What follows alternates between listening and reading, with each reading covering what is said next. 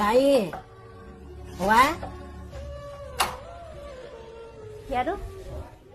ಅವ್ವ ತುಂಬಾ ಹೊಟ್ಟೆ ಹಸಿತದೆ, ತಿನ್ನಕ್ಕೆ ಏನಾನ ಇದ್ರೆ ಕೊಡವ. ಅಜ್ಜಿ ಮನೇಲೇನು ಅಡಿಗೆ ಮಾಡಿಲ್ಲ, ಒಂದೆರಡು ನಿಮಿಷ ಇರಿ ಬರ್ತೀನಿ. ಅಜ್ಜಿ ಅಡಿಗೆ ಏನು ಮಾಡಿಲ್ಲಲ್ಲ, ಹೊರಗಡೆ ಏನಾದ್ರು ತಿನ್ಕೊಳ್ಳಿ.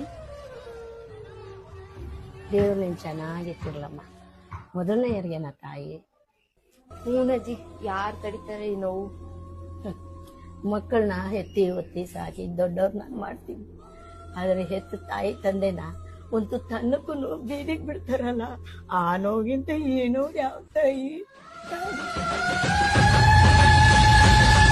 ಅಯ್ಯೋ ದೇವರೇ ನೀನು